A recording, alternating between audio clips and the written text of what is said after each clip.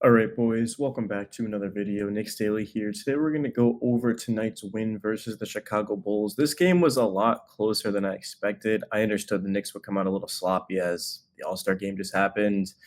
But I mean, overtime against the Chicago Bulls at home, the last time we saw these two teams, one of the few games that they played, of course, Jalen Brunson missed that game winner. We saw Kobe White get fouled in the three by Harden. That was a wild game at MSG. But the Knicks found a way to do it. Cat started the game 2 of 15. The Bulls in the second half, really both teams came out way more aggressive. The first half was just a bad watch. The second half was really, really entertaining. But where this game came down to was just the defense. I mean, I understand the Knicks were inefficient. They shot 43% from the field, 30.4 from three, but they held the Bulls to under 40% from both the field and from three. So even though the offense wasn't on, they got it done with their defense. I actually enjoy having Miles McBride in the starting lineup. He had a couple of shots that he had to take at the end of the shot clock, which messed up his efficiency, but it still was great. I mean, 9 of 19, 5 of 12 from three, 23 points, played elite defense, 3 steals, 3 blocks. I think you can make a strong case, and I'm not just saying off of one game, but I think you can make a strong case that moving forward, McBride would possibly start over Josh Hart, just so that way Hart can be more of a I can't talk, bro. So he can be more of a facilitator off of the bench. McBride is not a playmaker. He's a catch and shoot shooter, a good defender. He does fit better with Brunson. You look at Precious. I mean, OG didn't play in this game. I thought OG would play, but I'd rather save him and Hart, of course, for Friday against the Cavs, which tomorrow we'll get into that in a second. Yeah, Precious, he was 1 of 3, knocked down a corner three. Precious isn't the best three-point shooter, so having McBride out there, so you have two 40% three-point shooters in your backcourt, and then you've got one in your front court. You really, I mean, I know Bridges hasn't shot the three ball well this season, but he's another guy that's capable of it. So let me know if you guys agree or disagree. Should the Knicks continue to start McBride? I don't think they will, but I do think, honestly, it just makes more sense to have Hart come off of the bench with Payne and Porty. And then, of course, Achua. So OG was a full participant in practice and ended up not playing. And I'm glad he didn't because I'd rather have him again for Friday against the Cavs and then Sunday against the Celtics. In terms of the rest of this game, Cat had a monster stat line at 32, 18 on 14 of 30 from the field. If you didn't watch the beginning of this game, and again, Cat started 2 of 15, just couldn't buy a bucket. Couldn't buy a three either, but still, it was a monster performance, especially in OT when it mattered most. Cat came through. I didn't think Jalen Brunson was that great. I mean, I thought in the second quarter he was, but did knock down, of course, that clutch shot in the fourth quarter. Without that, the Knicks don't win this game. But 8 of 21, 22 and 12. That's Brunson as he puts up 22 and 12, and I'm complaining. But again, you can't write too much off of this. It's the first game off of a break. I mean, the Knicks hadn't played in a week. All-Star weekend, Brunson was there, Cat was there. So I didn't expect the Knicks to be that sharp, but it was more of just like a scrimmage, if you think about it, to prepare for the Cavs, who have the number one seed in the East. And then in terms of McHale, I didn't think he really shot the ball that well. It was 1 of 5 from three, but he had 10 boards, 5 assists, 2 blocks. His second block, of course, I believe it was his second. Yeah, was against Vucevic. They ran a great play. They got him one-on-one under the basket. Vucevic's about 6'11". Bridges is about like 6'5", 6'6", and he just rose up and blocked it. That's exactly why you trade all those picks for Bridges. I mean, he literally made the play of the game. I would say Brunson's jumper and Bridges' block were the two best plays of the game.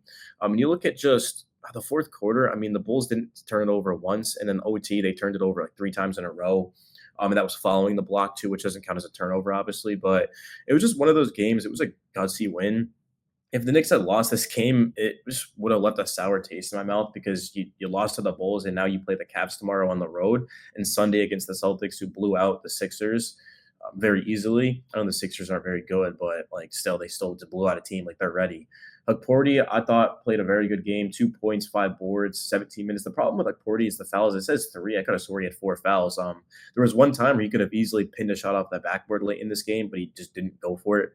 I was assuming it was because he had 4 fouls, but ESPN listed him at 3. I don't know. I guess Porty was just beaten, didn't think he could get there, but it's just the energy, it's the impact. Cat's playing a lot of minutes. mean, he's a 7-footer that's top 10 in minutes played. That's just not a good situation to be in. So Hookporty should have been playing all year, but of late, the past couple of weeks, several weeks, he's been a part of the rotation. And getting 17 minutes from Hookporty is huge, especially in a back-to-back. I mean, if they can continue to do that, which I don't think they will. I mean, because of the back-to-back, that's why we saw this. But Cat played 43 minutes. That's the problem with going to OT against the Bulls.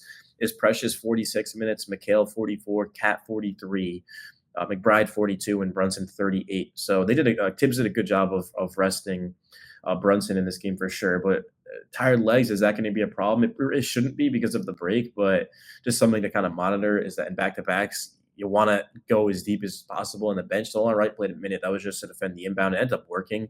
So good job there. Landry Shamet, 17 minutes, knocked down a couple of threes, 7 points. I thought Shamet looked pretty good, shooting it with confidence, especially off of those Brunson passes. Like to see more of that.